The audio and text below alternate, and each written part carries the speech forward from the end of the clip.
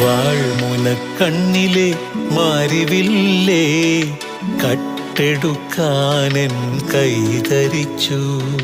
തൊട്ടപ്പോൾ മഴവില്ല് തേൻമഴയായി, ആ മഴ ആദ്യാനുരാഗമായി. ഇതുവരെ അറിയാത്ത നൊമ്പരമെൻ ആത്മാവിൽ ഞാൻ അറിഞ്ഞു.